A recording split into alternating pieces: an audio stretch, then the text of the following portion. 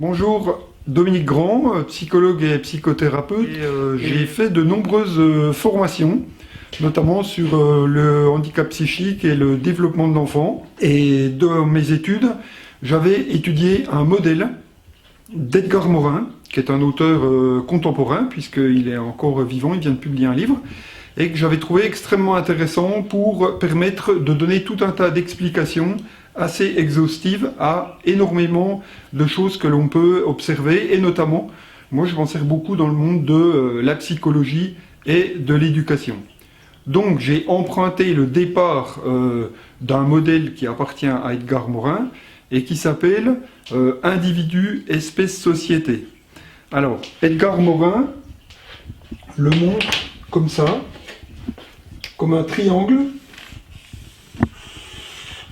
où il y a à une pointe l'individu, à l'autre l'espèce et la société. Et moi j'ai eu envie de développer ce modèle parce que je le trouvais extrêmement intéressant comme modèle d'explication en général, et on peut l'appliquer, on va le voir tout à l'heure, au handicap mental, handicap psychique et à tout un tas d'autres choses.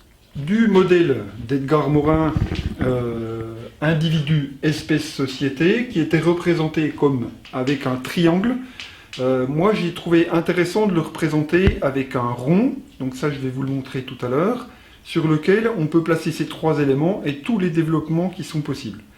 Et c'est ce que j'appelle la règle des 300%. Alors il faut juste s'habituer à cette bizarrerie qui est que pendant longtemps, vous le savez, il y a eu tout ce dialogue entre l'inné et l'acquis. Est-ce que c'est, alors moi je me rappelle de discussions à l'infini là-dessus dans le début de mes études, est-ce que c'est l'inné qui représente le plus 60%, l'acquis 40%, est-ce que c'est 50-50, est-ce que c'est 80-20, etc. Et au bout d'un temps, moi je me suis rendu compte que tout ça ne tenait pas la route, ne tenait pas debout, dans la mesure où on ne peut pas séparer les choses. À partir du moment où il y a une cellule qui existe, cette cellule est dans un environnement. Alors cette cellule évidemment est un code génétique, mais elle est dans un environnement. Donc l'inné et l'acquis sont complètement joints, et comme j'ai l'habitude de dire, j'ai jamais vu dans la rue ni une forme vivante, à fortiori humaine, qui n'ait pas de code génétique, et j'ai jamais vu un code génétique se balader dans la rue sans forme. Donc pour moi ça n'a pas de sens. Ce qui fait que j'ai essayé de vous expliquer ça sous cette règle qui est qu'il faut juste se faire à cette bizarrerie de l'esprit, que plutôt que de dire il y a 100% et puis il faut faire séparer entre l'inné et l'acquis, ou un de ces trois éléments ce serait 33, 33, 33, il faut se faire à l'idée que c'est la règle des 300% et que tout est valable en même temps. Et que pour autant, on peut essayer de discerner ces domaines. Donc cette fois, je vais vous montrer le modèle que j'ai développé à partir de la proposition d'Edgar Morin, comme je le disais, sur un cercle.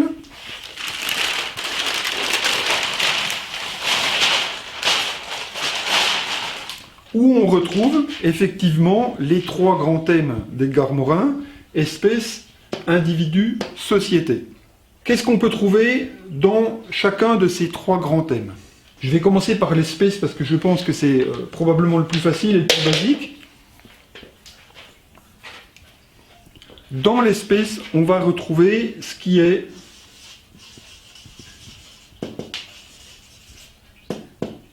les acquis de la génétique,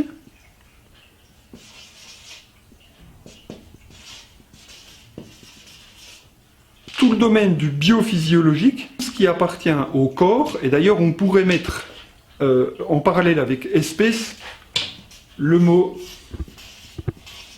corps, parce que je pense que c'est plus représentatif de ce qu'on est en train de traiter. Là, vous avez aussi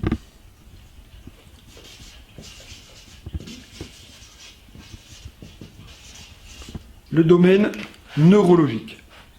Donc en fait, on va retrouver dans cette partie-là tout ce qui appartient à quelque chose de corporel. Et là, effectivement, on peut regarder que nous sommes un corps, complètement définitivement. Nous sommes inscrits, dès les premiers instants de notre conception, dans une génétique On pourrait presque dire, certains pourraient le dire comme ça, qu'on est emprisonné quelque part dans ce code génétique et que ça va nous suivre tout au long de notre vie. Il va y avoir des éléments biophysiologiques qui vont dépendre évidemment de cette génétique, mais pas seulement, parce qu'il va y avoir quelque chose d'évolutif, y compris en fonction des événements. Et évidemment, il y a tout le pôle qui prend beaucoup d'importance aujourd'hui dans les sciences, et notamment dans la psychologie, qui est de la neurologie. Effectivement, il peut y avoir des défaillances neurologiques, il peut y avoir au contraire une santé neurologique, on pourrait le dire comme ça, et tout ça va effectivement complètement influencer notre vie. Et on pourrait même résumer en disant que notre vie est totalement dépendante, je suis un être totalement génétique, biophysiologique et neurologique, donc je suis 100% espèce corps. Donc maintenant, on va vers le deuxième angle de vision, parce qu'on pourrait dire que c'est véritablement ça en réalité, c'est des angles de vision différents, des différentes approches, et qui, j'insiste beaucoup là-dessus, ne s'annihilent pas l'une l'autre, et n'ont pas besoin de prendre la main sur l'autre, et d'être dominatrices par rapport à l'autre. En ce sens, j'ai bien mis qu'on était 100% espèce corps dans notre vie d'être humain, mais c'est valable aussi, ça peut être valable tout à fait pour une plante, voire, j'extrapole un peu, mais pour d'autres organismes, peut-être de regroupement humain par exemple. Cette fois, je vais parler de l'angle par rapport à la société. Alors là, moi je mets tout ce qui est culturel,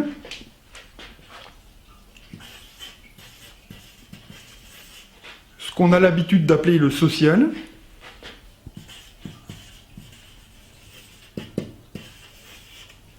le familial, ce domaine regroupé sous l'égide de société, effectivement va énormément nous conditionner, et on peut dire totalement nous conditionner. Je voyage beaucoup depuis une vingtaine d'années, et j'ai été incroyablement frappé par le fait que nous sommes complètement conditionnés par nos habitudes culturelles, et ce que nous prenons pour allant de soi, en réalité ne va pas du tout de soi. Je rentre de Malaisie il y a environ un mois, et par exemple, on mange avec la main droite en Malaisie, et ça va de soi, et tout le monde en Malaisie pense que c'est normal et qu'on doit manger de la main droite. La première fois que vous voyez ça, quand j'ai vu ça la première fois il y a une vingtaine d'années, j'avoue qu'à un moment, j'ai trouvé ça très étrange, très bizarre, et j'ai compris, en fait, au travers de tout un tas d'exemples comme celui-là, que tout n'était que conditionnement, au fond, social, culturel, et quand je dis ça, je ne dis pas que c'est mal ou que c'est bien, c'est juste qu'en France, l'habitude c'est de manger avec une fourchette, en Malaisie plutôt avec la main, en Thaïlande plutôt avec une cuillère, en Chine plutôt avec des baguettes, et qu'on voit que, alors ce qui est au fond étrange, c'est que tout le monde pense que c'est complètement normal et qu'on doit manger comme ça. Donc vous voyez qu'on est très conditionné par des habitudes culturelles, on est aussi dans une histoire, et ça il ne faut pas le perdre de vue.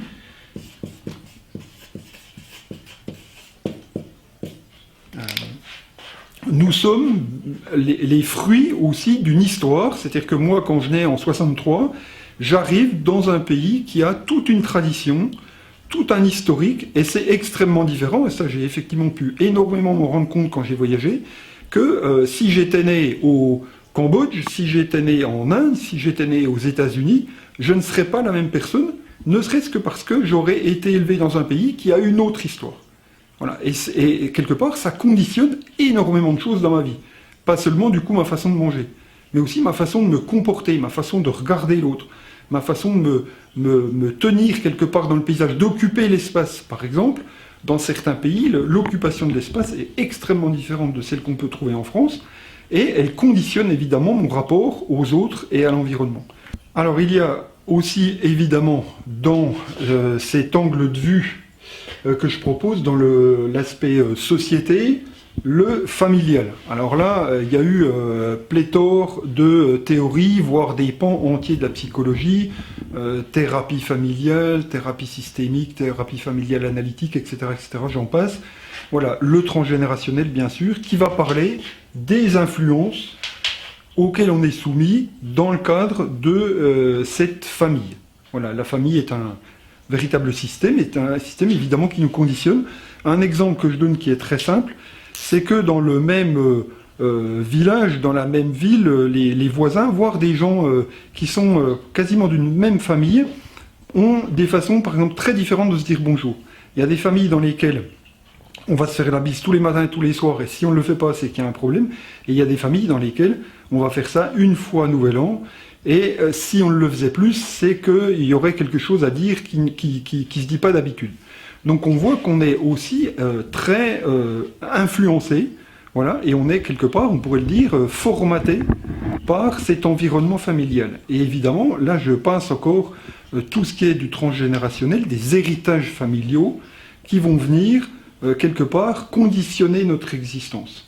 Donc, nous pouvons dire une nouvelle fois, curieusement, que nous sommes à 100% des êtres sociaux, culturels, familiaux, historiques. Voilà, on est complètement aussi le fruit de notre histoire, de nos influences familiales, sociales.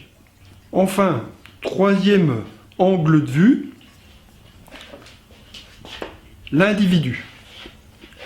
Je suis aussi le fruit d'une histoire personnelle, d'un parcours, on pourrait dire, personnel. Ce que j'appelle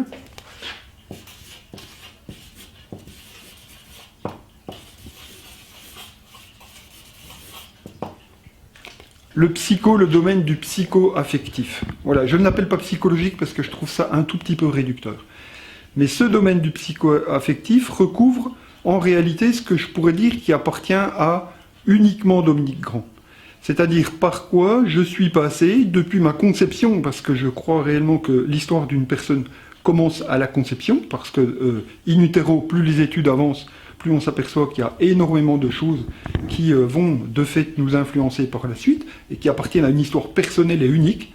Et quelquefois, quand on parle de l'individualité, de l'unicité d'une personne, eh bien pour moi, on la retrouve dans cet endroit-là, dans le parcours psycho-affectif. Et là, effectivement, il y a quelque chose qui demande un débat beaucoup plus grand et qui est très intéressant à regarder, et que par ailleurs, en psychologie, on étudie très peu. Je ne peux que recommander la lecture de Irving Yalom, Thérapie existentielle, un livre qui justement nomme ce qu'il appelle la volonté.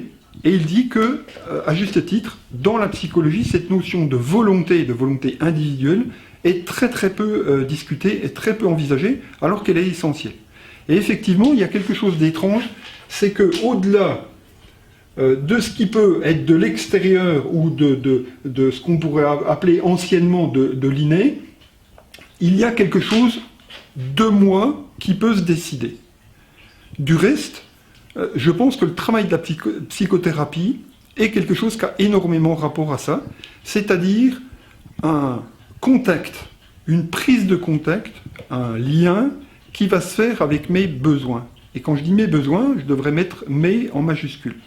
C'est-à-dire ce ne sont pas les besoins du voisin, ce ne sont pas forcément les besoins de ma culture, c'est quelque chose que je ressens au plus profond de moi-même et qui m'appartient et que d'ailleurs, au fond, j'explique extrêmement mal, je ne sais pas trop d'où ça sort. Et là, il y a quelque chose effectivement qui a rapport avec la volonté de faire telle ou telle chose et qui va donner une influence extrêmement importante à ma vie, puisque dans certaines situations, je me rappelle comme ça, fin de mes études par exemple, j'avais la possibilité d'aller dans 2 stages. Voilà, j'avais l'accord pour les 2 stages. Et à un moment, tout seul chez moi, j'ai décidé de choisir un stage plutôt qu'un autre, et j'ai su après que ce choix était déterminant dans ma carrière et dans ma vie. Je pense d'ailleurs que je n'ai pas fait le bon choix, mais parce que j'aurais pu faire des choses beaucoup plus faciles en choisissant l'autre stage. Mais en tout cas, c'est comme ça, je n'ai pas de regret par rapport à ça, parce que j'ai fait des choses très intéressantes en choisissant plutôt quelque chose de l'ordre de l'aide sociale que de la psychiatrie. Mais on voit bien qu'à ce moment-là, il y a quelque chose qui s'est décidé à partir de moi. Et là, ce qui est très intéressant, c'est qu'on peut dire qu'à un moment, je redécide à chaque instant de ma vie aussi qu'est-ce qui va se passer demain. Hein, on parle beaucoup dans aujourd'hui la pleine conscience et dans ces échanges sur la possibilité d'être à cet endroit-là, à ce moment-là avec soi, et ça a un rapport avec ça. C'est-à-dire comment je me relie avec moi à un moment pour prendre une décision. Et vous voyez que c'est pas toujours facile parce que de temps en temps, comme je dis, entre tarte au citron et tarte au chocolat, ben, je ne sais pas choisir, c'est-à-dire qu'il y a un problème qui se pose en plus, c'est que je ne suis pas toujours d'accord avec moi-même. Mais au fond, ne pas être d'accord avec soi montre qu'il y a quelque chose de moi qui s'exprime et qui n'est pas forcément complètement induit par l'extérieur. Donc sous cet angle de vue, on peut dire une nouvelle fois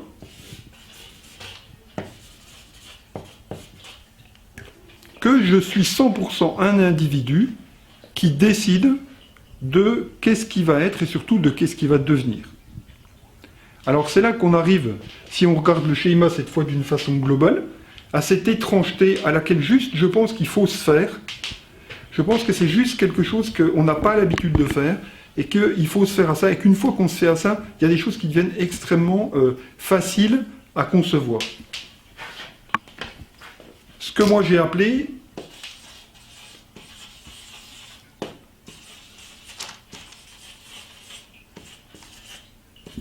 la règle des 300%. Pourquoi? Ben, je crois que vous l'avez compris au fur et à mesure du développement, c'est que je suis un être sous un certain angle, sous un certain éclairage. Je suis quelqu'un qui est totalement dépendant de sa génétique, de sa biophysiologie, de mon corps, hein, des schémas neurologiques qui existent dans mon esprit. J'en suis complètement dépendant. Donc, ben 100%, je suis un être espèce-corps. De même, je suis complètement conditionné par l'histoire du pays dans lequel je suis né, la société dans laquelle j'arrive, le moment de la société dans lequel j'arrive. Naître dans les années 60, c'est pas du tout naître dans les années 2019, c'est vraiment très très très différent et c'est rien à voir d'être né en 1880 comme mon grand-père. Voilà, on est dans un autre espace-temps et c'est extrêmement conditionnant. Et donc bah, je suis 100% le produit de mon histoire. Et troisième angle, ben, je suis aussi quelqu'un qui peut être relié à soi, à ce qu'il ressent dans maintenant, et décider des choses en fonction de ça. Ce qui, pour moi, est d'ailleurs quasiment l'objet de la thérapie. C'est-à-dire la psychothérapie mène à une forme d'autonomie qui est d'être en lien avec soi, mais ça je reviendrai là-dessus parce que ça demande des explications un petit peu plus détaillées. Voilà, donc je résume cela par la règle des 300%, c'est-à-dire qu'il faut que j'admette qu'en même temps, et ça c'est extrêmement important aussi de le dire, et c'est très difficile à concevoir, et en même temps, curieusement, c'est très simple parce que c'est ce qu'on vit dans l'instant. Maintenant, là, tout de suite, je suis complètement conditionné par mon corps. J'ai par exemple une taille qui fait que ben, ça change mon point de vue sur les choses. Si je faisais 20 cm de moins, ou si je faisais, j'imagine, 30 à 40 cm de plus, ce qui est possible chez certaines personnes, eh bien, mon rapport à l'espace, mon rapport aux autres, par exemple, serait complètement changé. Et en même temps, je suis dans cette histoire, je suis dans ce moment, j'ai été élevé par des parents particuliers qui m'ont donné une éducation particulière. L'éducation nationale française m'a donné une éducation particulière. Et en même temps, eh bien, par exemple, par rapport à cette éducation nationale, j'ai pas toujours suivi les conseils qu'on m'a donnés. J'ai fait des choix qui n'étaient pas forcément les plus, je dirais, les plus évidents. Je mange pas toujours ce que la diététique me dit de faire. J'aime beaucoup les chips, par exemple, et je sais très bien que du côté social et du côté physiologique, c'est pas très bon.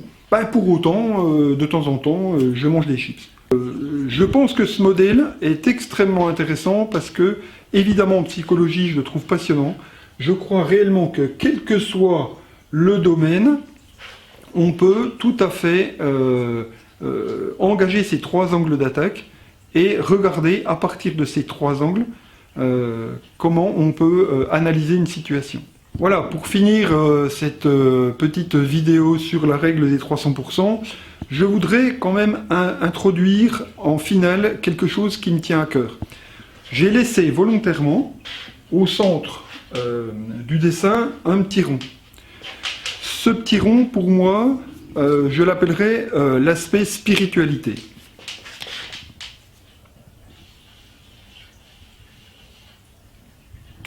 Alors peut-être que je vais faire frémir les agnostiques convaincus et certaines personnes, mais en même temps, je pense que c'est pas du tout ascientifique ou non scientifique. Je pense que c'est en dehors de ce champ-là. Je pense clairement que le rapport au spirituel permet à l'être humain de se rencontrer d'une autre façon et peut-être d'avoir une forme de réflexion et de travail sur lui-même, parce que cette conscience d'être au monde est quelque chose quand même qui, je crois, tous nous pose problème, nous pose en tout cas question. Voilà. Et je pense que la spiritualité, donc je ne parle pas du tout de religion, je parle bien de spiritualité, quelque chose qui nous relie à quelque chose qui nous dépasse. Au fond, pourquoi on est là? Qu'est-ce qu'on fait là? Où est-ce qu'on va? Ça, personne ne sait rien. Et d'ailleurs, ça a fait évidemment le champ de toutes les religions.